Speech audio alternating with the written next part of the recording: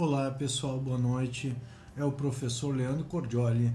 Nós vamos começar a 14ª live do grupo de pesquisa em filosofia do direito.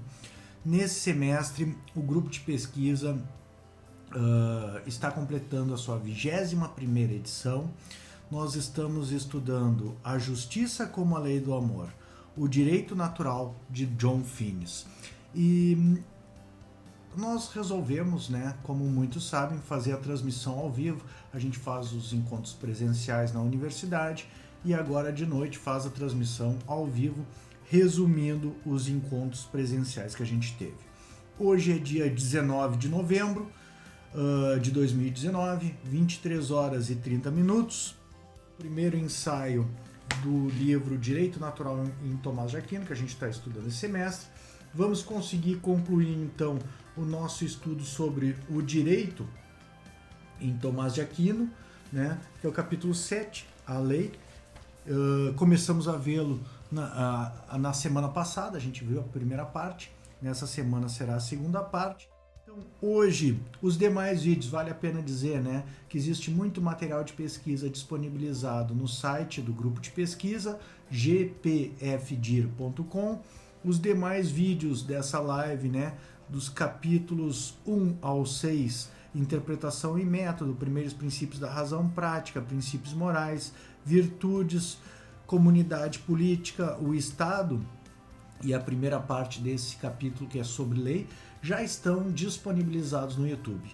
Esse capítulo 7, que é sobre lei, eu dividi em duas partes. A semana passada a gente viu a lei é um apelo à razão, a lei é para o bem comum de uma comunidade política e o Estado de Direito.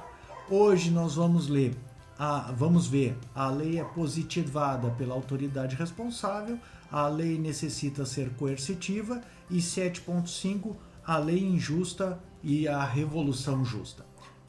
Vamos dar seguimento então ao estudo da teoria do direito de Tomás de Aquino, segundo a interpretação do John Finnes. Então, mas eu preciso aqui de algumas preliminares. Então a gente falou da lei eterna, da lei divina, da lei natural e da lei humana. A lei natural, ela é proveniente, ela é constituída pela racionalidade humana, mas diz respeito a bens verdadeiros que são bens para o ser humano, que o ser humano pode, através da sua razão, conhecê-los, aquilo que é verdadeiramente um bem para ele, por exemplo, a vida, a amizade, o conhecimento e tantos outros bens que são bens verdadeiros para o ser humano. Então, isso conhecido pela razão constitui a lei natural. E a partir da lei natural pode-se derivar a lei humana, ou o direito do ser humano, ou direito positivo, ou direito positivado. Tá? Como é que se faz essa derivação? Isso aí vai estar meio pressuposto nesse capítulo aqui do professor John Finnes. Ele diz que tem dois modos de derivar, da lei natural à lei humana, ou direito propriamente dito. Isso que se estuda na faculdade de direito, o direito brasileiro, por exemplo. Como é que se faz essa derivação? Ele diz, primeiro por conclusão. E a conclusão ela é uma derivação direta através de um raciocínio que toma a lei natural de um modo geral e exclui os absolutos morais, aquelas normas morais negativas, tipo nunca matar uma pessoa inocente.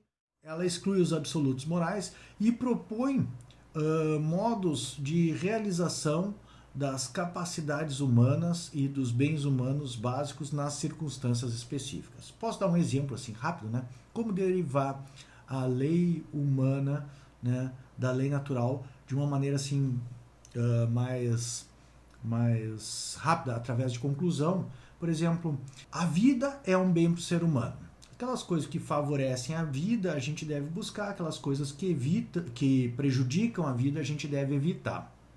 Logo, eu estou fazendo uma derivação assim meio assim, a derivação por conclusão é essa derivação direta, inclusive, Logo, o direito deveria proibir uma ação intencional contra a vida de alguém, isto é, um homicídio doloso, o direito deveria proibir.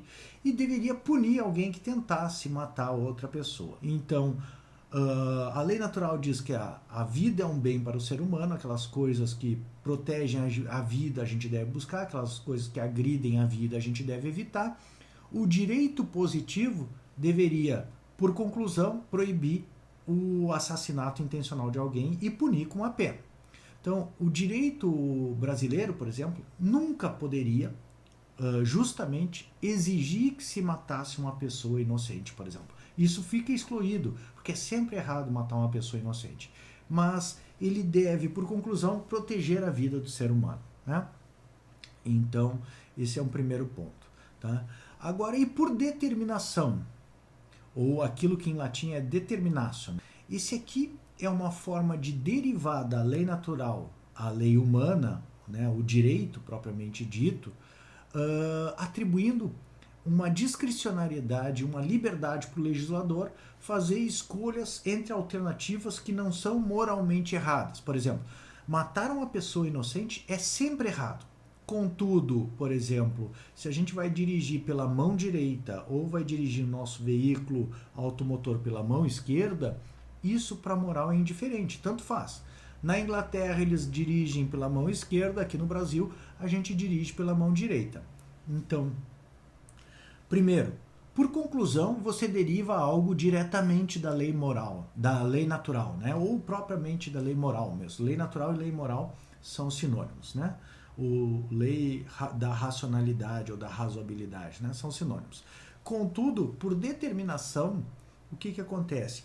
É necessário que o legislador defina se nós vamos dirigir pela mão direita ou pela mão esquerda. Se ele não definir, a gente vai acabar colidindo nossos veículos. Mas antes do legislador definir, por exemplo, no caso do Brasil, você pode dirigir tanto pela mão esquerda quanto pela mão direita. Agora, depois que ele decidiu que você deve dirigir pela mão direita, passa a ser juridicamente e moralmente exigível que você dirija pela mão direita. Se você não dirigir, você está tanto cometendo um ilícito de trânsito, mas também você está negando aos demais cidadãos a segurança que eles estão proporcionando e a segurança e a ordenação do trânsito que eles estão proporcionando para você. Então você sabe que eles vão dirigir pela mão direita, contudo você ao mesmo tempo nega a eles essa mesma garantia, de modo que você está agindo egoisticamente, dando um privilégio para a sua vontade, que é ou chegar mais rápido ou, né, se deslocar por um lugar que você não deveria se deslocar. E você acaba, nesse caso, não só agindo de maneira... Abração, professor Eduardo. Não só agindo de uma maneira ilícita juridicamente, mas também imoral. Também imoral porque você não está negando a mesma proteção que você está tendo, né, dos cidadãos. Você está negando a eles na mesma condição de igualdade. Então, essas são as duas formas de derivar da lei natural à lei humana por conclusão e por determinação. Uma forma, a conclusão é a derivação direta, a outra envolve alguma liberdade que o professor John Finnis vai abordar nesse capítulo. Na verdade, eu até fiz essa introdução porque ele é um pouco superficial em outras obras, que nem aqui no Aquinas, né? Por exemplo, ou mesmo no Lei Natural e Direito e Natural Law and Natural Rights, ou Lei Natural e Direitos Naturais, ele aborda com profundidade essa questão, né, da derivação das leis. O exemplo que ele vai dar aqui por determinação é o mesmo, tá? Mas ele aborda com muito mais profundidade. Aqui ele aborda isso em poucas páginas, né? Como a gente já fez uma live sobre isso aí, remeto, né? Então, a essa live sobre a lei natural e o direito brasileiro que já está disponível no YouTube. Então, passadas essas preliminares, vamos passar para o 7.3. A lei é positivada pela autoridade responsável. Esse é um dos itens que o professor John Finnis vai adotar. E ele começa dizendo o seguinte: a pessoa ou o corpo de pessoas que tem o cuidado da comunidade política tem o direito de legislar. Até estava me lembrando, semana passada teve um caso curioso aqui no Rio Grande do Sul, né, em que uma quadrilha de traficantes internacionais tomou conta de uma cidade pequena aqui no interior, fronteira com Santa Catarina, se eu não me engano. Eu não me lembro o nome da cidade, não vou arriscar assim, né, ao vivo. Mas foi curioso, porque os traficantes resolveram, que nem diz eles, né, entre aspas, inaugurar uma lei. E a lei deles dizia que Aquele que resolvesse alugar o seu imóvel para uma pessoa de fora da comunidade era obrigado a avisar os traficantes que estava alugando. Senão qualquer crime ou ilícito que esse pessoal, né, que vem de fora para fazer turismo cometesse nessa cidade pequena, eles seriam responsabilizados, né? Então eles inauguraram essa lei pelo WhatsApp, né? Nós já vimos aqui o conceito de lei, né? A lei é uma ordenação da razão promulgada pelo chefe da comunidade para o bem comum. Né? Então, talvez até houvesse alguma racionalidade na lei deles, né? Talvez até proporcionar segurança pública, né? Não sei quais eram os problemas que efetivamente eles estavam enfrentando. Eles, tipo assim, não falharam na promulgação, porque eles inauguraram a lei, promulgar e levar ao conhecimento dos cidadãos, conhecimento público a lei, né? Eles inauguraram a lei através do Instagram, né? Não, do WhatsApp. Então até inovaram na promulgação da lei, porque eles usaram o WhatsApp para promulgar a lei. Mas certamente, entre outras tantas coisas, né, a falha mais evidente na legislação deles é essa falha na autoridade, né? Porque eles não têm o cuidado da comunidade, né? Então, eles não são as pessoas que são dotadas de autoridade política para promoverem o bem comum. Então, a lei de um traficante ou a lei de um presídio, a lei do mais forte, a lei do presídio, que muitas vezes tem uma eficácia dentro do presídio, ou nesse caso estava tendo uma eficácia nessa cidade pequena, né? Não pelo fato de ter eficácia passa a ser uma lei jurídica, porque ela falha em autoridade e autoridade moral. Então, retomando aqui, né?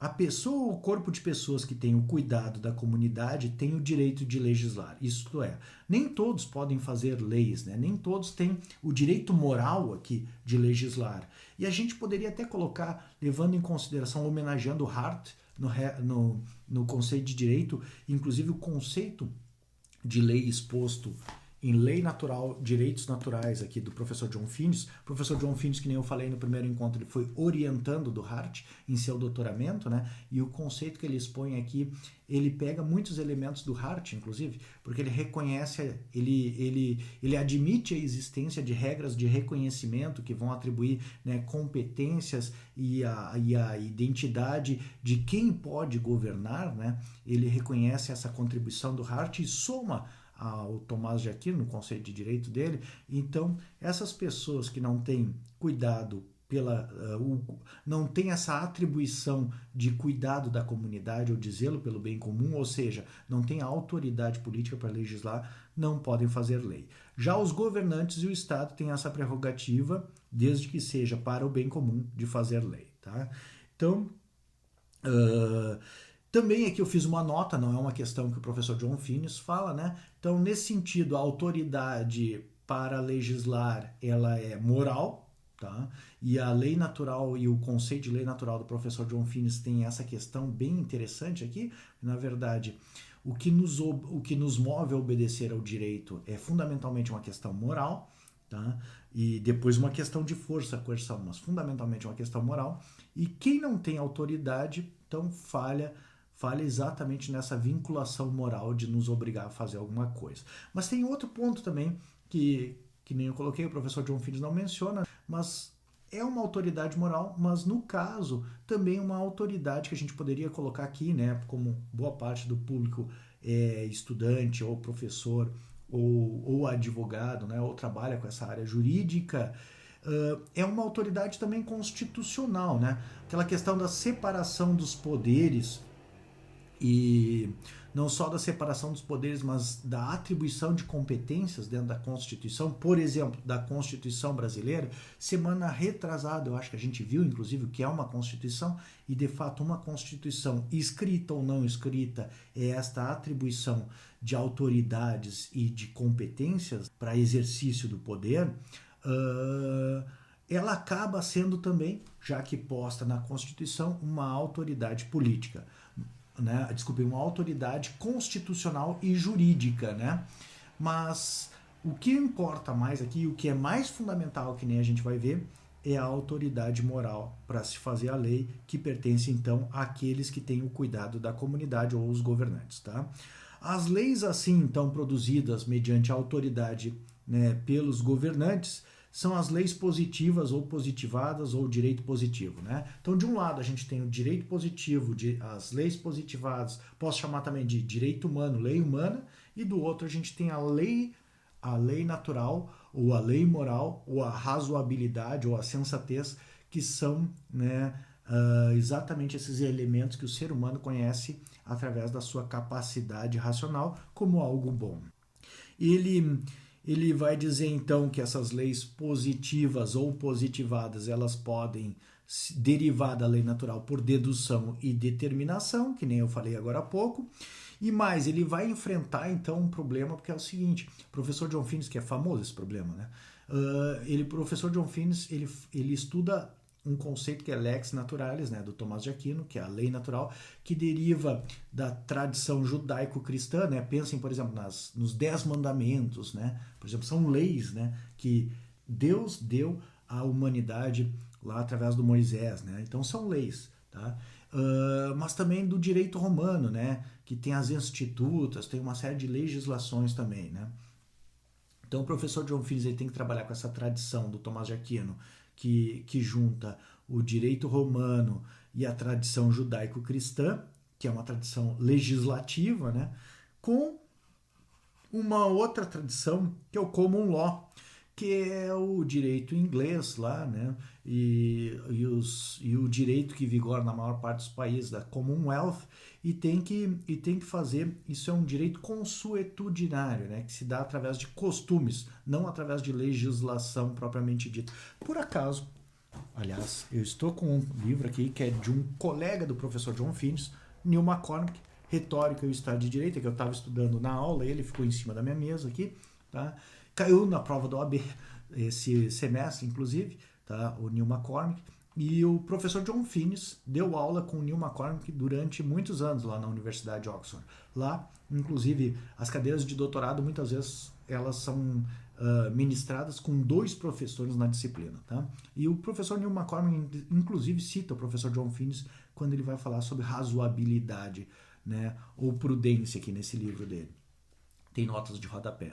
Tá? Mas eu digo isso porque uma das teses do Neil McCormick é que tanto o common law como essa tradição romano-germânica, que é a brasileira, né, que tem codificação, eles estão se aproximando, né? Então a gente vê cada vez mais no direito brasileiro a presença desse direito produzido judicialmente, né, o direito dos tribunais, seja através da jurisprudência, da súmula vinculante, precedentes e outros tantos incidentes que a gente vê cada vez mais frequentemente aí, sendo adotados como forma de produção de direito, isto é, como fontes do direito, como, por outro lado, o common law cada vez mais parece se aproximar também dessa tradição.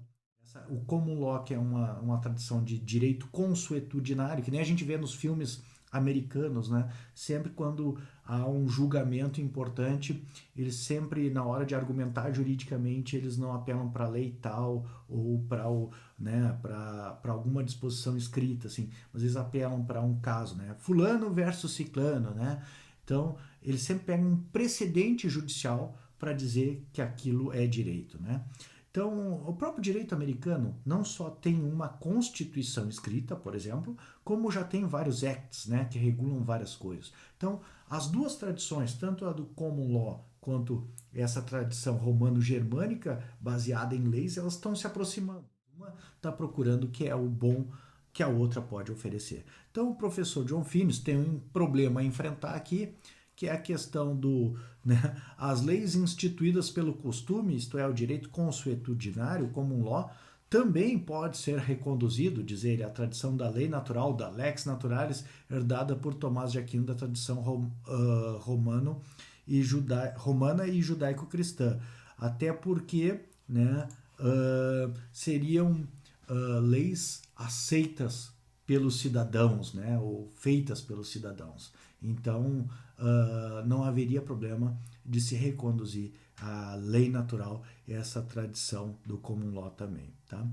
Aí um outro ponto que é bem interessante, já diz respeito a isso que eu vinha vinha conversando com vocês no sentido de que mais importante é a força moral do que a força coercitiva para o direito, ele vai começar a introduzir um tema aqui que eu acho que eu li também no Conceito de Direito do Hart, se eu não me engano, que ele diz o seguinte: mesmo no paraíso em que todos fossem santos, mesmo no lugar onde não houvesse esse problema de escolher algo errado, escolher algo injusto, né? Escolher algo imoral, que nem é o dilema do ser humano, né? Em que a gente sabe muitas vezes o que é certo e escolhe o errado, ou muitas vezes a gente nem sabe mais o que é certo. Alguns, né, que são injustos, nem sabem mais o que é justo, o que é devido ao outro, e escolhem o injusto, né? Essa possibilidade de escolher o certo e escolher o errado, a liberdade de escolha, o livre-arbítrio, ele diz assim: mesmo que a gente vivesse num lugar em que todos fossem santos, ou seja, sempre escolhessem o que fosse certo, ainda assim seria necessário a existência tanto de um governo político quanto de uma lei. Ou seja, essa questão moral de que há a necessidade de um poder comum político que coordene as nossas ações para possibilitar que a gente conviva em sociedade. Não só que esse poder, no caso do ser humano, e aqui é onde a gente tem a liberdade de escolha, e muitos não conseguem reconhecer que aquelas regras são para o bem deles próprios, e muitos, mesmo reconhecendo que é para o bem deles próprios, ainda assim são egoístas e dão autopreferência para a própria vontade, que nem eu disse, mesmo você sabendo que para a segurança é bom que todos dirijam pela direita, você espera que os outros dirijam pela direita, mas você dirige por qualquer uma mão. Ou mesmo você sabendo que deve parar no sinal vermelho, você está com pressa, não resiste e passa no sinal vermelho. E aí, enquanto os outros param no sinal vermelho e andam no sinal verde, você de maneira egoísta, nega essa mesma segurança aos outros. Então, mesmo numa sociedade que só houvessem santos, né, todos escolhessem o que é justo, correto e bom, haveria necessidade de um governo para coordenar, isto é, para propor que você dirija pela mão direita ou pela mão esquerda. No caso de pessoas, né, que seriam, a gente poderia usar essa linguagem, né, no caso de pessoas que são santas, que sempre escolhem o que é certo, o governo escolhendo que você deva dirigir pela mão direita, ele não precisaria nem combinar uma penalidade para que você obedecesse. Porque você obedeceria porque isso é o certo a fazer. Mesmo que houvesse pessoas santas, haveria essa necessidade de que alguém coordenasse. Dirija pela mão direita, porque senão todos bateriam, né? O que não haveria necessidade é que o governo dotasse essa coordenação de atividade, que se dá pela norma, no caso norma jurídica, norma do direito positivo, né? De uma coerção. Ou seja, dirija pela direita sob pena de sofrer uma multa e receber mais 5 pontos na sua carteira de habilitação e ao final ter o seu direito de dirigir cassado. Essa parte que é a cominação da pena, ou a sanção, ou a força coercitiva, essa parte, se o ser humano escolhesse sempre o que é correto, não seria necessário.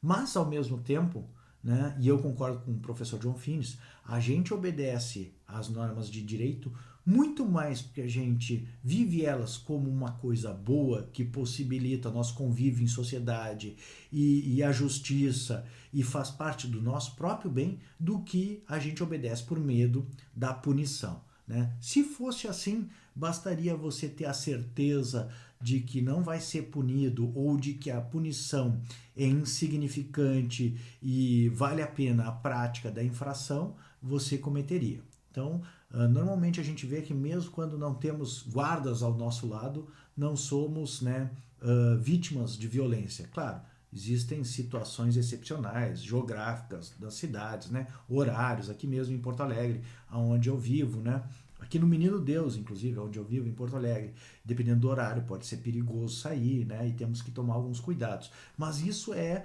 exatamente não... a coerção é capaz de não resolver esse problema. É muito mais uma questão de enfraquecimento moral do valor da lei, nesse caso da segurança, pensando agora, né, indo mais além do professor John Finnes, né, é muito mais uma questão de enfraquecimento do valor moral da lei do que do enfraquecimento da coerção. Leis mais severas talvez não resolvessem esse problema, infelizmente. Certamente isso passaria por uma questão de educação e de respeito ao próximo, né? Essa questão criminal que a gente vive, infelizmente, nos dias de hoje. Bom, teríamos que todos nós, cidadãos brasileiros, vivermos a nossa ordem jurídica com mais respeito por ela mesma, como algo que contribui para o nosso próprio bem, como também, né, com mais respeito pelas demais pessoas. Mas isso é algo para se pensar em um projeto político mais abrangente. Então, isso é o que a gente vai ver, são as duas forças do direito. Isso quer dizer, né, a força é aquilo que move alguém. Então, o direito move pela diretividade que ele dá. Então, o direito move a gente, porque a gente acredita que ele é algo bom, porque ele coordena, dá uma direção para a nossa ação, ou seja, dirige pela mão direita, não pela mão esquerda, para no sinal vermelho. Isso faz com que a nossa sociedade seja melhor pela sociedade e por nós mesmos, né? Então, vale a pena a gente obedecer esse direito, mas o direito ainda move aqueles que são recalcitrantes, que é uma palavra que usam nas traduções do português, né, da obra do professor John Phillips, ou seja, aqueles que na hora de assim, será que eu vou parar no sinal vermelho? Então, aí o cara pensa assim, se eu não parar vão me multar, né? Então, essas são as duas forças, a força diretiva e a força coercitiva. Em seguida voltamos a ela, tá? Então, dando seguimento aqui, posso fazer uma citação, que é essa parte que eu já falei, né? Para uma vida social é necessário um considerável somatório de políticas e ações comuns que não podem ser de outra maneira implementadas por um grupo cujos membros tenham muitas ideias, talvez todas elas boas, a respeito de prioridades e formas de proceder, a não ser através de uma determinação autoritativa, ou seja, de uma escolha livre entre alternativas que não são moralmente equivocadas, né? Dirigir pela mão esquerda ou dirigir pela mão direita, nenhuma delas é indiferente para a moral. Você não vai errar dirigir na mão direita ou na mão esquerda.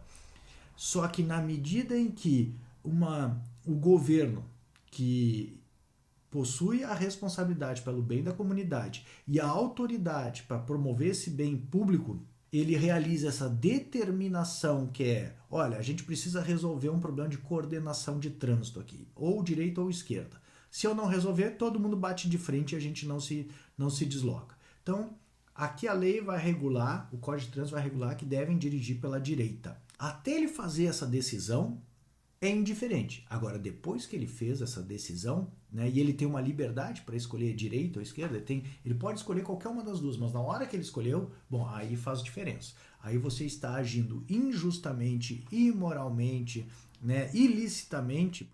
Então, a determinação ou a especificação de algo pelo legislador deve ter uma conexão com os princípios da razoabilidade prática, os bens humanos, para que seja justa e tenha valor por autoridade. Bom, aqui é interessante, né? O bom desse exemplo que eu dei é que já fica fácil de identificar a conexão. Em que pese o legislador poder escolher se a gente vai ter que dirigir pela direita ou pela esquerda, e as duas coisas, antes dele escolher, são indiferentes para a moral, é importante que o legislador escolha, porque assim a gente vai conseguir tanto se deslocar melhor, né, quanto ter mais segurança, isto é, a própria vida das pessoas depende dessa decisão legislativa, né? Ou seja, se ele não escolher, a gente pode bater de frente.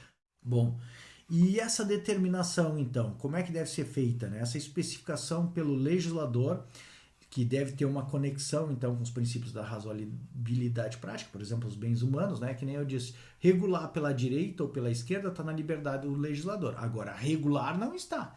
Ele deve regular o trânsito, senão vamos perder a vida. E a vida é um bem para o ser humano. Então, em função dessa finalidade, que é um bem humano básico, que é um princípio, né, da razoabilidade prática, ele tem ao mesmo tempo a liberdade de escolher, mas ele tem a autoridade e a responsabilidade de regular o trânsito para que o bem da comunidade seja alcançado e as pessoas não morram no trânsito. Então, o trânsito ordenado é algo que pode proporcionar alguma segurança e proteger o bem humano vida. Ele vai dizer também que essa conexão pode se dar não através da derivação direta, que é aquela por conclusão que eu fiz, né? A vida é um bem para o ser humano, logo o Código Penal, artigo 121, diz que matar alguém, pena, reclusão de 6 a 20 anos. Nesse caso, que deva se punir o homicídio intencional é uma derivação direta, né? Aqui vale até dar um break aqui, né? Esse exemplo que eu uso no outro vídeo, por exemplo. Agora, que é o exemplo do Aristóteles também, né? Que se deva punir, eu acho Tomás de Aquino também, que se deva punir o homicídio é uma derivação direta da lei natural. Agora, a medida da punição do homicídio, se é 6 a 20 anos, 6 a 30 anos, 6 a 50 anos, se é prisão perpétua, eu não vou entrar na questão da pena de morte, que o Tomás de Aquino aceitava, o professor John Finnis aceitava até 98 e eu aceitava até 2013. Não vou entrar nessa questão da pena de morte, tá? Vamos tomar assim como eu e o professor John Finnis não aceitamos hoje em dia, né? Mas não entrando na questão da pena de morte, aqui é uma liberdade, né? A pena de 50 anos ou 30 anos, o legislador poderia ter escolhido. Aqui no Brasil, a gente tem um limite de 30 anos de prisão, de encarceramento, né? O cara pode pegar uma pena maior, mas só vai cumprir até 30 anos, depois vai ser solto, né? Mas o legislador poderia ter escolhido 35, 40, 20, né? Aí teria, assim, uma grande margem para escolher. Agora, olha só como funciona a lei natural e como é curioso, né? Então, matar a vida é um bem humano para o ser a vida é um bem para o ser humano, né? Um bem humano básico para o ser humano. O que é um princípio da lei natural. A gente deve buscar isso e evitar aquilo que agride isso. O direito positivo ou direito humano deveria ser derivado por conclusão disso aí. Logo, tanto o artigo 5º da Constituição, que prevê que todos têm o direito à vida, quanto o artigo 121 do Código Penal brasileiro, que prevê que há uma, né, matar alguém, pena, reclusão de 6 a 20 anos, é uma forma de derivação por determinação, em parte, até por conclusão, essa, matar alguém é por conclusão, tá? Mas de 6 a 20 anos, por determinação, como eu acabei de explicar, né, se deriva por determinação da lei natural, mas há uma liberdade, poderia se escolher de 6 a 20 anos, de 10 a 20 anos, de 10 a 30, isso está na liberdade do legislador. Agora chega uma hora que começa a ferir a lei natural. Por exemplo, matar alguém, pena, 100 mil reais de recompensa. Aí nesse sentido, é exatamente aonde começam a ter alguns limites, ou mesmo uma pena muito branda. Matar alguém, pena, reclusão de 2 dias. Se você tem uma pena muito branda para um crime gravíssimo, se você tem um prêmio em vez de uma punição, Tomás de Aquino dizia, a razão natural diz que os mal feitos devem ser punidos e os bons feitos, os feitos heróicos, devem ser premiados. Se você premia um mal feito ou pune um bom feito, isso fere a razão natural, diria Tomás de Aquino, né? Fere a própria lei natural, fere a nossa sensatez, ver que alguém que cometeu um crime tão grave vai ter uma punição tão branda, como 2 dias de reclusão, por exemplo, né? Então, a pena aqui acaba sendo desproporcional. Ou o que é pior, né? Uma pessoa que comete um crime contra a lei humana, né? E que foi derivada direto da lei natural, por exemplo, matar alguém, né? E aí a pessoa recebe um prêmio em vez de uma punição por matar uma pessoa inocente. Bom, aí o problema é mais grave ainda, e isso certamente está indo, a lei humana está contrariando a lei natural e traz consequências morais, como a gente vai ver. O professor John Finnis, agora voltando aqui, né? Ele dá um exemplo em 2 ou 3 obras dele, pelo menos no Aquinas também é o mesmo exemplo, eu não me lembro se no Lei Natural e Direitos Naturais é o mesmo exemplo, de como se deriva e qual é a liberdade do legislador humano na hora de derivar a lei e um ordenamento jurídico da lei natural. E o exemplo do professor John Finnis, ele diz assim, como derivar por determinação, por conclusão é a derivação direta, e por determinação, onde há uma liberdade para o legislador, como é que você vai derivar da lei natural? O professor John Finnis diz, estou cuidando a hora aqui, senão daqui a pouco o Instagram encerra. O professor John Finnis diz, você deve pensar como um arquiteto. O arquiteto, ele objetiva, no caso aqui do exemplo dele, construir um hospital maternidade, onde vão nascer crianças. Aí ele pode, por exemplo, fazer uma porta com 2 metros de altura. pode fazer uma porta com 3 metros de altura. Se ele for um pouco exagerado, ele pode fazer uma porta com 5 metros de altura, mas não vai ter problema. Ainda assim, a porta, ela alcança a finalidade da construção que ele está fazendo, que é um hospital maternidade. Afinal de contas, médicos, pacientes, ambulância, etc. e tal, todos vão conseguir passar por ali e vai conseguir atingir a sua finalidade. Contudo, se o arquiteto desenhar uma porta de 30 centímetros de altura, não tem como o paciente passar ali. Talvez tenha que passar, sei lá, arrastado, mas isso vai dificultar a finalidade do hospital. Se ele fizer uma porta com 10 centímetros de altura, não tem mais como também o paciente entrar aí, não tem de jeito nenhum. Paciente, como é que a paciente parturiente vai entrar num hospital maternidade com uma porta que ela não consegue passar? Logo, o arquiteto ele tem liberdade para escolher entre uma porta de 2 metros, 2,10, 3 metros, mas não pode escolher, por exemplo, uma porta de 30 centímetros. E é dessa mesma forma que o legislador pode escolher, né, ele deve derivar uma lei por conclusão da lei natural, como no caso, né, matar alguém, né, deve ser proibido. Isso aí não deve haver uma derivação direta da lei natural. Se a vida é um bem para o ser humano e a gente deve evitar o que é o mal, a gente deve proibir o homicídio. Agora, ele pode escolher se ele vai dar uma pena de 6 a 20 anos, de 6 a 30 anos, de 10 a 30 anos e assim por diante. Mas ele não pode escolher, por exemplo, dar um prêmio para quem matar uma pessoa inocente, ou não pode escolher mesmo, ainda que não seja um prêmio, uma pena muito branda, porque aí, de fato, ele está ferindo a lei natural e ferindo a sensatez. É insensato premiar aquilo que você deveria punir, né? É nesse sentido que a lei natural é uma lei da razão, inclusive. Então essas são as duas modalidades de derivação da lei natural e essa função da autoridade da lei natural. Ele vai passar agora para o 7.4, que é: a lei necessita ser coercitiva? Se pergunta ele. Ele vai dizer: a coerção não é um elemento essencial para a definição da lei natural, em Tomás de Aquino, levando em consideração esse significado mais amplo de lei, né, que envolve tanto a lei eterna, quanto a lei divina, quanto a lei natural e a lei humana. Nesses casos, de fato, a coerção não é um elemento essencial. Afinal de contas, o conceito de lei de Tomás de Aquino é: a lei é uma ordenação da razão promulgada para o bem comum, pelo chefe da comunidade. Então, não há coerção aqui nesse conceito de lei. Logo, a razão de lei, né, aquilo que conceitua a lei, aquilo que confere esse status de lei para uma lei em Tomás de Aquino, não é a coerção. Mas ele vai dizer aqui: a lei move através dessas duas forças que eu falei, né? A força coercitiva, que é o uso da força, seja que nem a gente viu na última live, né? A ameaça na própria lei, né? Matar alguém, pena, reclusão de 6 a 20 anos, não vou matar, senão serei punido. Quanto o caso central de força coercitiva, que não é a ameaça, mas é a aplicação dessa pena: matei alguém, agora serei punido, sofrerei os 20 anos de reclusão, né? Então, é a força aplicada ao crime que já foi praticado. Quanto também, então, uma força dissuasória ou uma força punitiva.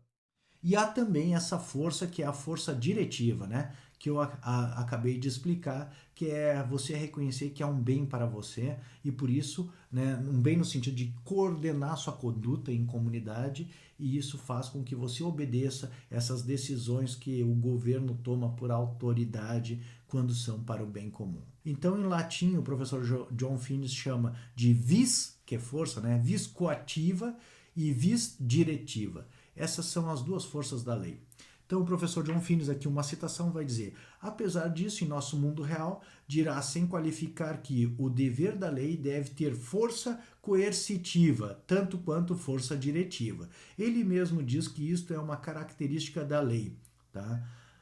Apesar de não incluí-la em sua definição oficial de lei, sua ratio de lei. Ou seja, aqui nesse mundo, do jeito que a gente vive, né, nas sociedades políticas, com o livre-arbítrio, com a possibilidade de escolher não cumprir a lei e com muitos não fazendo isso, é necessário que haja uma força coativa também. Não é dispensável a força coativa.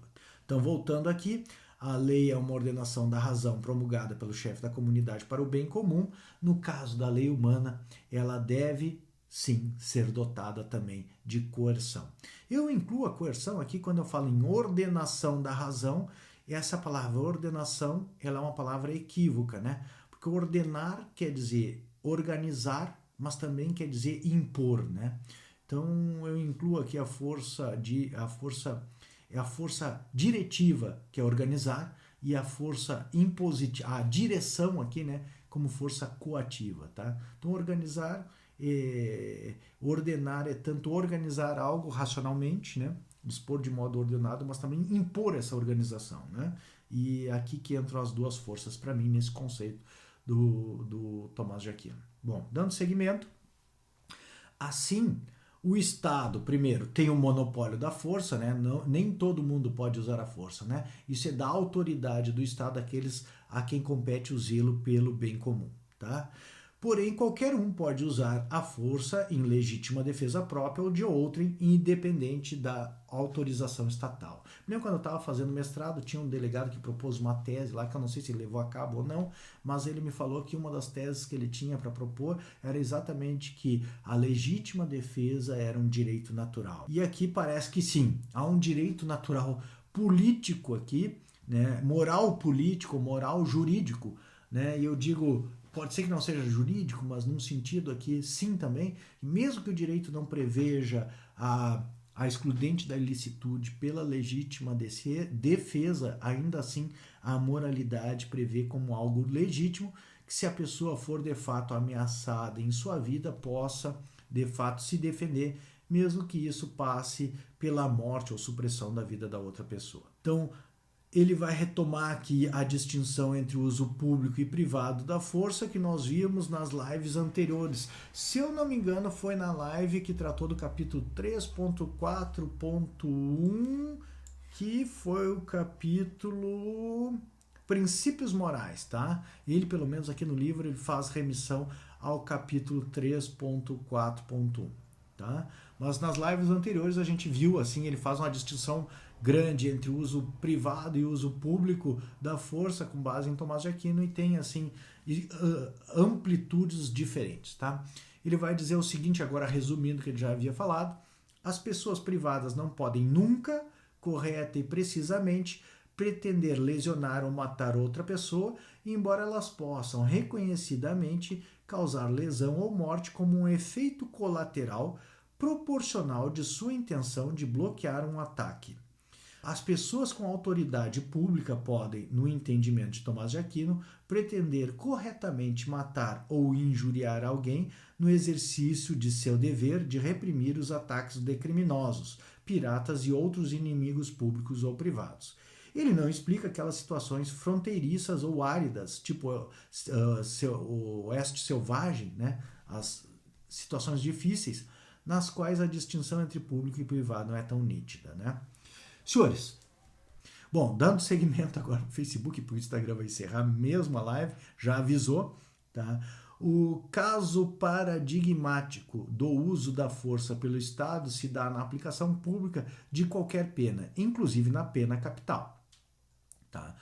Diz o professor John Finnis, no núcleo das considerações de Tomás de Aquino a respeito da justificação da pena está a noção de que os ofensores são puníveis porque, no escolher ofender, eles foram condescendentes com a sua vontade e, desse modo, ele sugere, ganharam um tipo de vantagem sobre aqueles que contiveram a sua própria de tais excessos. Um relacionamento justo entre eles próprios e seus cidadãos companheiros pode ser apropriadamente restaurado pela imposição proporcional sobre tais ofensores de algo contra voluntatem, né, ou contra a sua vontade, né, contrário ou repressivo à sua vontade. O que o professor John Finnis quer dizer com isso? É algo bem interessante.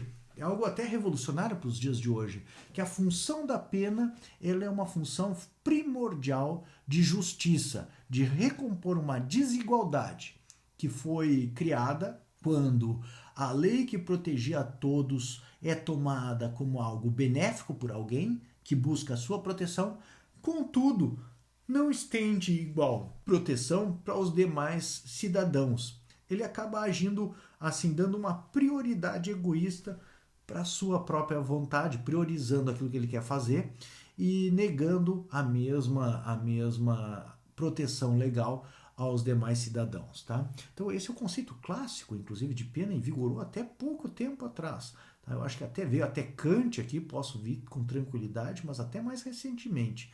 E hoje em dia a pena a gente a função da pena não é tão clara, porque muitos sustentam uma função ressocializatória, uma função pedagógica, né? O preso deve aprender que não deve, que aquilo que ele fez é errado, ou deve ser reinserido na sociedade, uma função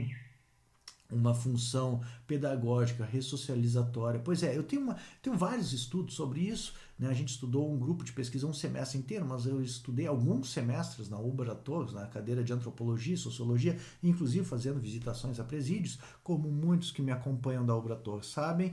Um abraço aos alunos da UBRA Torres, inclusive, né? Tem um lugar guardado no meu coração. Já aqui eu não resisti agora, né? Então, essa lembrança, não resisti, né? Essa, já que estamos já meio... Então, aqui tem muitos amigos lá e me acompanha aqui no meu gabinete, muitas das lembranças que eu recebi de vocês. Então, um único ponto talvez que ainda eu gostasse até de trazer para vocês aqui, que eu aprendi com Montesquieu no Espírito das Leis, tá? Que ele se pergunta assim, é justa a pena de morte? De novo, né? Nem eu, hoje em dia, nem o professor John Finnis, hoje em dia, são a favores da pena de morte, tá? Nós somos contra a pena de morte. Mas o argumento do Montesquieu a respeito da justiça da pena de morte ilustra muito o que seja a justiça da pena, tá? Então, excluindo que seja a pena de morte, vale para outras coisas. Mas vejam só o que o Montesquieu dizia no Espírito das Leis a respeito da pena de morte. Ele diz: o que torna justa a aplicação da pena de morte em relação a um homicida é o fato de que até o momento que ele assassinou alguém, ele tinha a própria vida dele protegida igualmente pela pena de morte. E aí, mesmo tendo tendo chegado lá até a idade que ele chegou, antes de cometer o homicídio, porque ninguém poderia matar ele, porque senão seria condenado à pena de morte, ele foi protegido por essa lei e por essa penalidade severa, teve a sua vida protegida por essa penalidade severa, ao mesmo tempo ele não confere à sua vítima a mesma proteção. Então, nesse sentido, ele é egoísta, porque ele não quer ser assassinado, mas ele assassina, né? É a mesma coisa, hoje eu falava na aula, né? O cara assalta alguém com violência, e aí é detido. Aí, em seguida, ele já começa a chamar direitos humanos ou coisa parecida, né? Então, ele quer uma proteção que ele acaba não conferindo às suas vítimas, né? E isso é encarar o direito de uma maneira egoísta no sentido. Na verdade, né, essa é a justificativa para a punição estatal, né, pela pena prevista em lei, né, e a sua aplicação, seja ela, no caso aqui do Montesquieu, a pena de morte, mas seja hoje em dia onde a pena de morte é algo abominável, né, algo que deve ser repelido, né, torna justo, de qualquer forma, alguma modalidade de punição que exatamente retire proporcionalmente essa vantagem que ele obteve a dar um privilégio à sua própria escolha, à sua própria vontade, aos seus próprios ímpetos, impulsos, em detrimento dos demais cidadãos. Os demais cidadãos se contiveram e não fizeram a mesma coisa com ele. Logo, agora, ele deve sofrer a perda em alguma coisa que ele valoriza, né? Pode ser, por exemplo, a liberdade, pode ser algum direito, né? O direito de dirigir, por exemplo, né? Pode ser uma pena pecuniária. O quanto da punição há alguma determinação do legislador. Mas existe ainda alguma racionalidade, que nem eu disse assim, você não vai punir um bom feito e premiar um mal feito. Isso é insensato.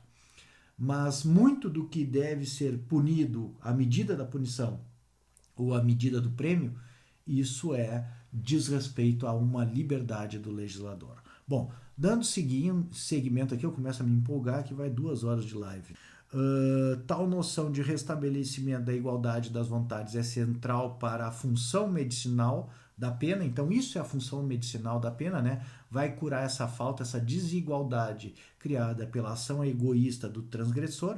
Então, diz o professor John Finnis aqui, fazendo uma citação: pelo remédio da punição se pretende curar não apenas os ofensores com sua correção, mas também e principalmente o todo da comunidade pela retificação da desordem da justiça criada pela autopreferência do ofensor em violar a justiça. Ele vai dar seguimento agora, então isso diz respeito à pena e ao direito e à pena.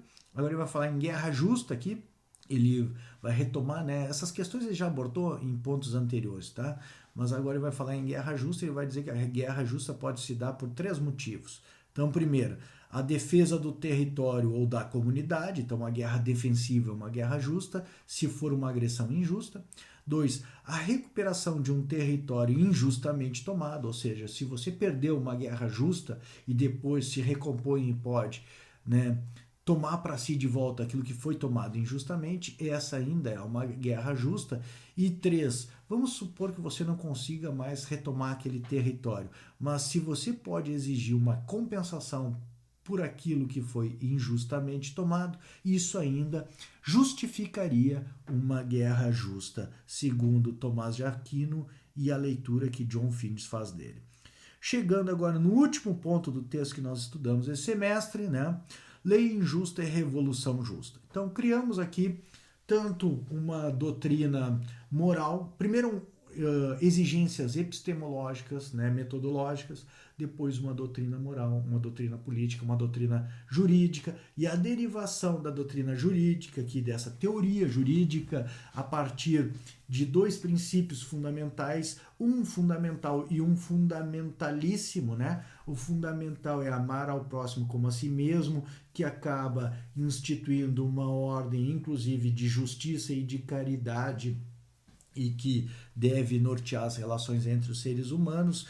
Criamos uma comunidade política, que estudamos como se compõe uma comunidade política, em que medida a força pode ser empregada por essa comunidade política, e que essa comunidade política ela é uma comunidade completa, contudo, ela convive com uma outra comunidade completa, que é uma comunidade que eu chamaria de uma comunidade completíssima, né? Na medida que depende da aceitação por fé, por um ato de fé, da existência de uma divindade personalista e que há a providência divina. E se houver essa aceitação, né, que é um ato de fé, não é um ato racional, e é um ato privado e particular, que nem a gente colocou nas outras lives, né, que tratou disso aí, também se aceita um princípio supremíssimo da moral, né, que não é evidente para todo mundo, que só é evidente para aqueles que aceitam por si a questão do transcendente, que é amar a Deus sobre todas as coisas, né? Vimos também, então, que a comunidade política não pode invadir a esfera da comunidade religiosa ou da igreja, assim como a comunidade religiosa não pode invadir também essa esfera da comunidade política. Cada uma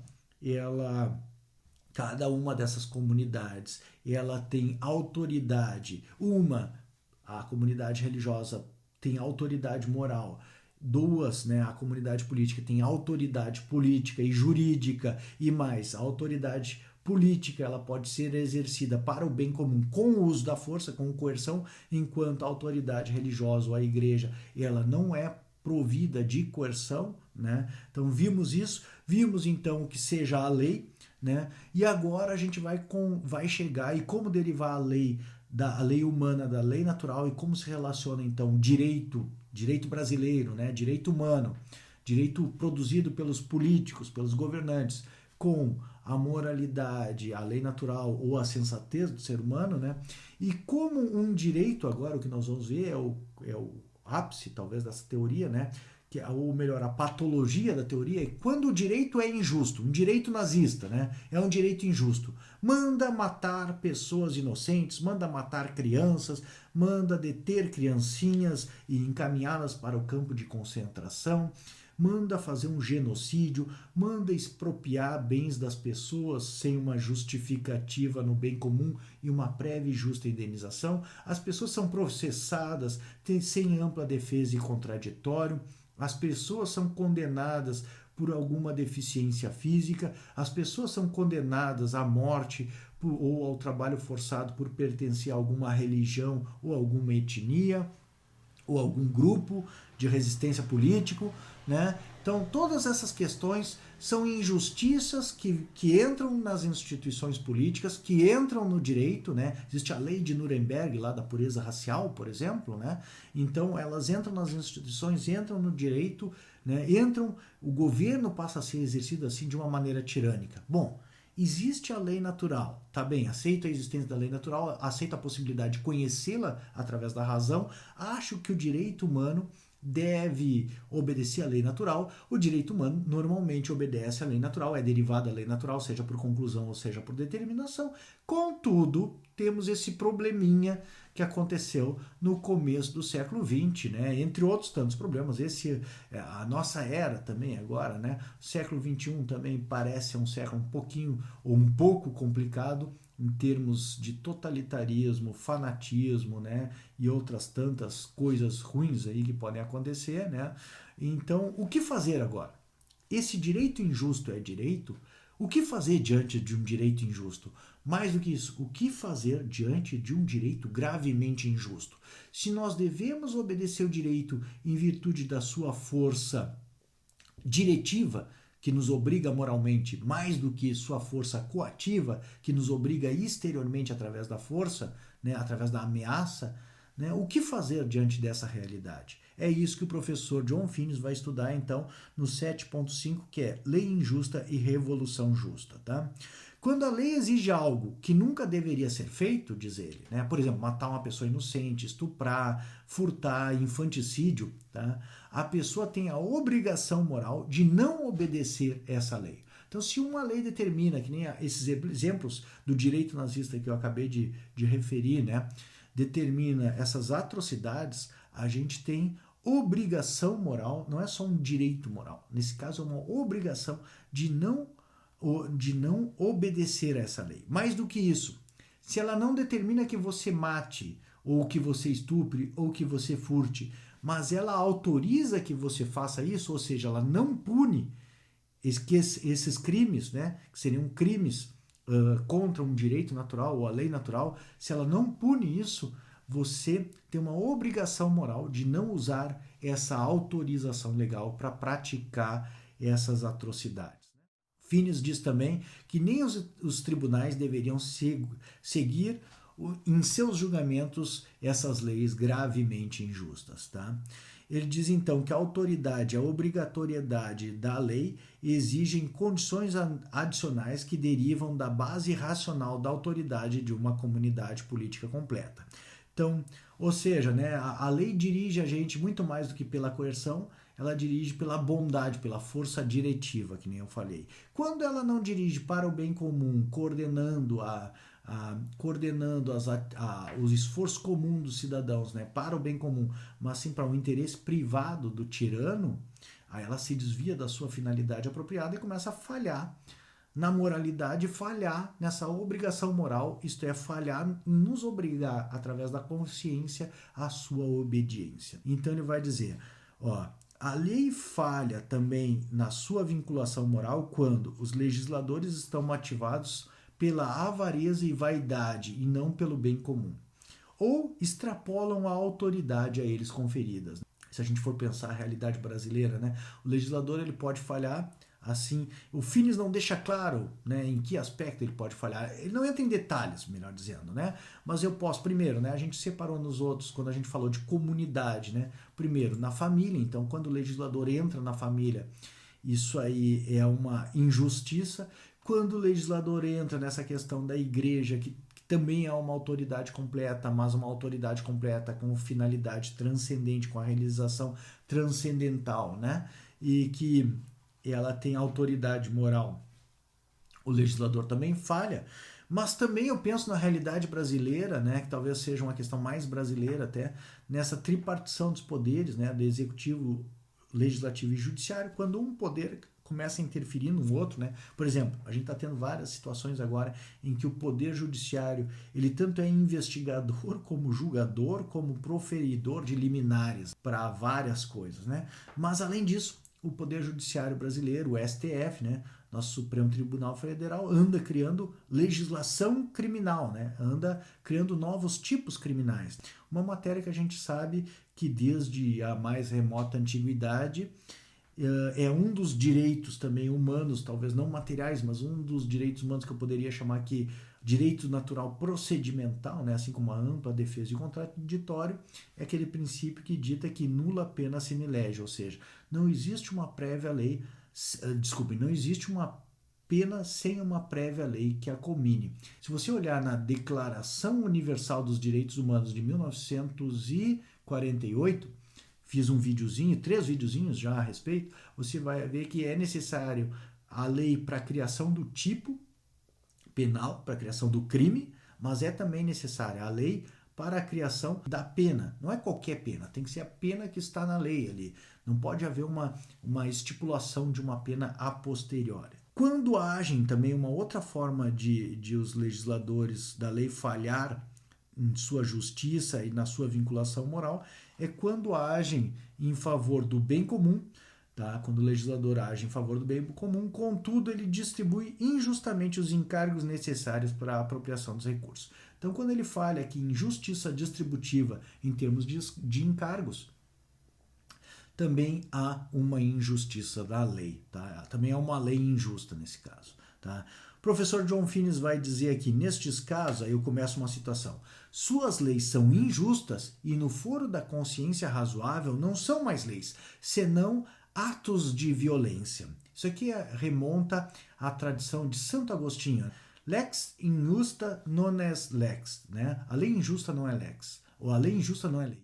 Mas isso é tradicional do direito natural, né? Uma lei gravemente injusta não é lei. O que isso quer dizer?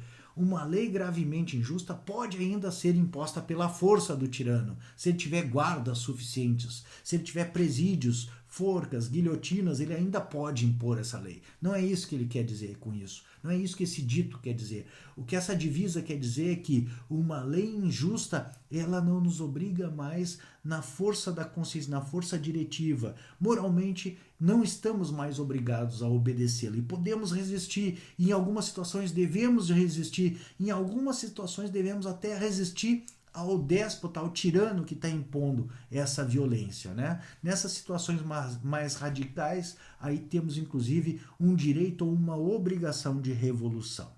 Voltando aqui, ninguém está nem obrigado moralmente a se conformar, nem obrigado moralmente a não se conformar com seus preceitos. Então, uma lei gravemente injusta não vincula mais no foro da consciência, tá? Claro que há a questão da força ainda, que pode obrigar a pessoa a obedecer, né? Sob pena de uma coerção, de uma força ou de uma punição muito severa, né? E ele vai dizer, contudo, há exceções. Então, mesmo a lei injusta pode ainda, né, vincular as ações das pessoas. Ele diz, as leis que são injustas, em razão de um ou mais destes 3 tipos enumerados de defeito na autoridade, às vezes criam uma obrigação na consciência apenas porque tal desobediência causaria desordem ou daria o tipo de exemplo que conduziria os outros à transgressão. Então, como a gente está falando aqui de bem comum e moralidade, não só da força da lei coativa, mas da força diretiva da lei, o que acontece? Às vezes é melhor a gente abrir mão do direito de resistência e se submeter a uma lei injusta, porque se a gente resolver resistir, as consequências para a comunidade podem ser muito piores. Agora, claro, leis gravemente injustas que criam campo de extermínio, que determinam a morte de crianças, elas podem ser resistidas passivamente no sentido de não usar autorização ou silenciosamente desobedecê-las sem uma resistência pública, mas em alguma circunstância pode ser necessário até que haja uma manifestação pública dessa resistência, inclusive com a deposição do regime. Há um outro ponto ainda aqui para se pesar ainda antes de chegar na Revolução, tá? Mas adianto nesse sentido. Ele vai dizer o seguinte, neste caso a pessoa teria a obrigação de renunciar ao seu direito moral de resistência de uma lei injusta. O seu dever, então, é obedecer. Se a desobediência vai causar uma desordem muito grave, pior muitas vezes que a própria lei injusta, então é melhor obedecer, né? Ele vai dizer, todos que governam no interesse deles próprios mais do que no interesse do bem comum são tiranos, pois este é o significado de ser um tirano na linha clássica de pensamento seguida por Tomás de Aquino. A tirania envolve tratar seus súditos como escravos, pessoas usadas para o benefício do seu mestre. Ou seja, o tirano é aquele que trata as pessoas como servos, não como cidadãos, menos ainda como cidadãos livres, menos ainda como pessoas que contam para o bem comum.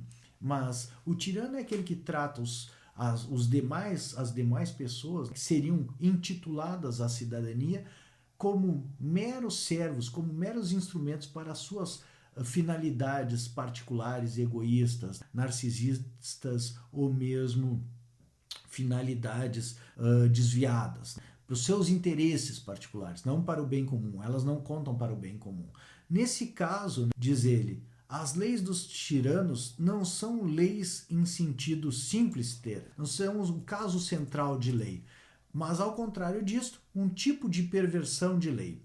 E se está, em princípio, legitimado a tratá-las como se trataria as ordens de um bandido, né? Ou seja, essas leis você acaba tendo que obedecer. Um bandido, você obedece não é porque ele lhe vincula moralmente à obediência. Você obedece a ordem do bandido que manda você entregar a sua carteira porque ele está com uma arma apontada para você. E no momento que ele não representa mais uma ameaça física, coercitiva, você pode ignorar as ordens dele de diversas formas. A polícia prendeu ele, bom, agora você não precisa entregar mais a carteira para ele. Bom, uma lei injusta, né, uma lei de um tirano, uma lei que não visa o bem comum, visa apenas os interesses do tirano e que trata os cidadãos não como cidadãos, mas como servos, como escravos, essa lei ela só vincula no que diz respeito à sua força coativa, à sua possibilidade de punição. Na hora que você estiver livre da punição, você não é obrigado a obedecê-la.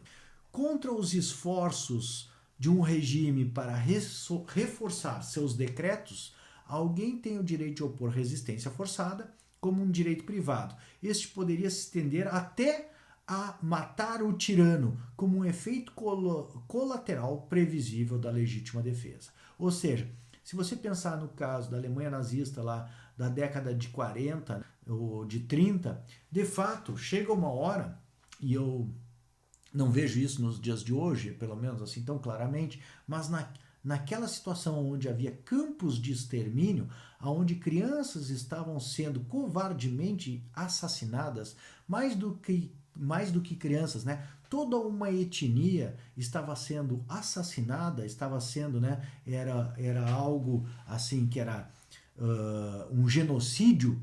Então, nessa situação onde o tirano está promovendo um genocídio, aí sim, aí você tem até uma obrigação de depor ele e talvez de resistir e talvez inclusive de assassiná-lo. Tem aquele filme Operação Valquíria e outros tantos filmes, mas histórias verdadeiras, né? Outro dia eu vi um livro de história que narrava quantas tentativas de homicídio Hitler, né, sofreu.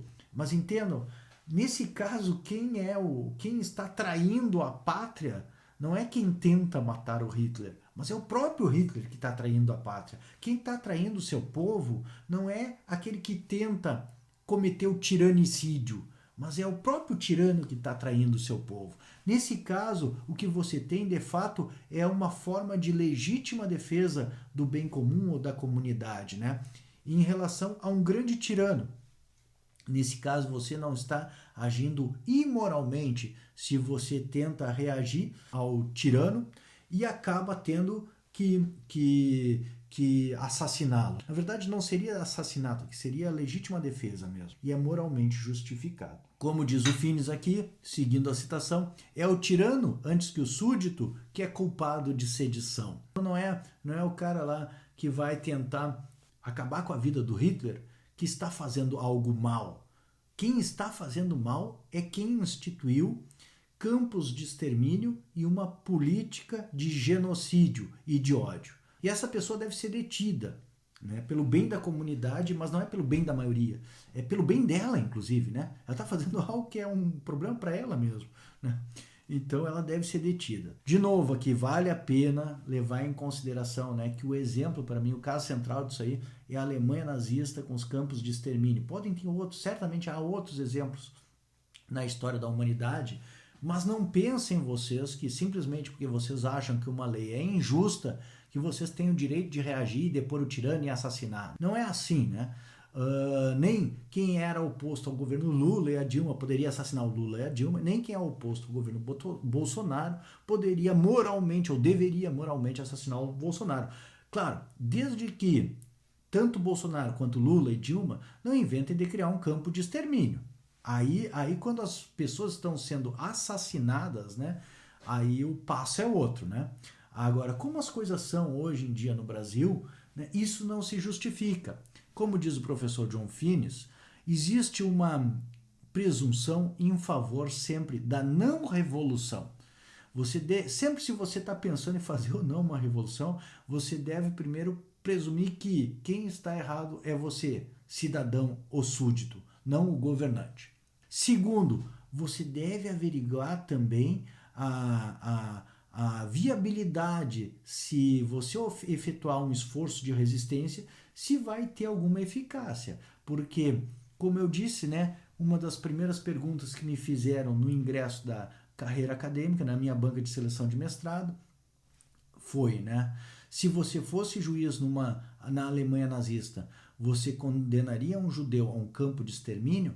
E a primeira coisa que eu pensei, porque eu não esperava essa pergunta, eu até sei que é errado condená-lo a um campo de extermínio, mas será que eu teria coragem de absolvê-lo? Porque é simples a gente pensar, né, vou absolvê-lo, mas se eu absolver ele, o que pode acontecer? Ele vai ser absolvido, mas depois outro vai condená-lo, eu serei condenado, mas tudo bem, estou disposto a ser um mártir, mas possivelmente a minha família também vai ser condenada, o meu filho também vai ser condenado, os familiares dos meus familiares também serão remetidos para campos de extermínio.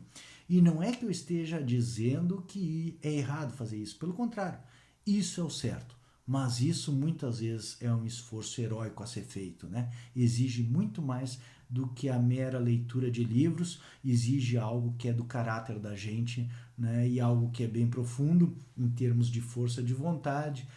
Recentemente, eu não me lembro se nessa live, não, estava gravando uma entrevista com um colega na sexta-feira e referia, por exemplo, aquela professora brasileira que há alguns anos atrás, uma verdadeira heroína, né, arriscou a sua própria vida e acabou falecendo para defender os seus alunos, né, de um louco lá que estava botando fogo neles. Ela conseguiu salvar a vida de vários alunos. Para um negócio desse, todos nós sabemos que é certo fazer, mas isso exige de nós muito mais do que saber, exige coragem, e nem todos nós conseguimos esse grau de coragem, mas deveríamos buscar desenvolvê-lo. Com isso, senhores, e com essas palavras, talvez vale a pena mais uma palavra ainda. Eu acho que nunca antes na história, bom, talvez, é que eu sou uma pessoa muito jovem. Os que me conhecem sabem que eu sou jovem. Mas nunca, então, antes na história recente do Brasil, foi necessário tanta coragem, né, para enfrentarmos os tempos presentes e os tempos vindouros. Né? Tempos complicados esses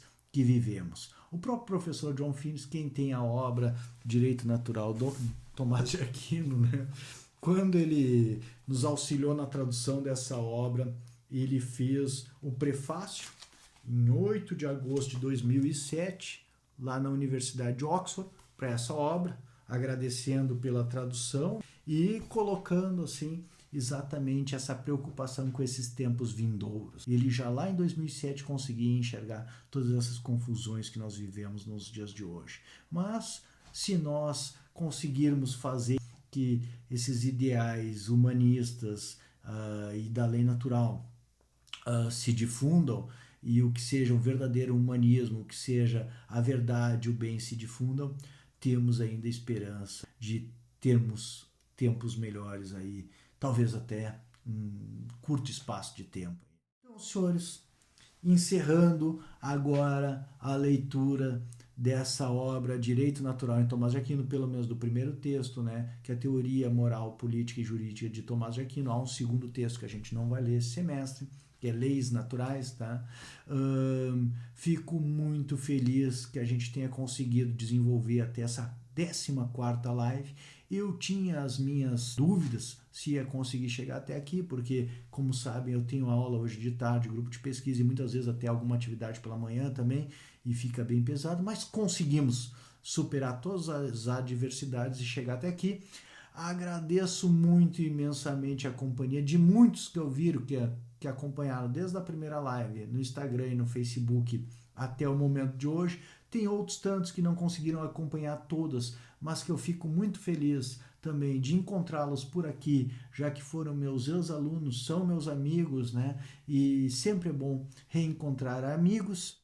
Eu fico muito feliz com a presença de vocês até essa elevada hora.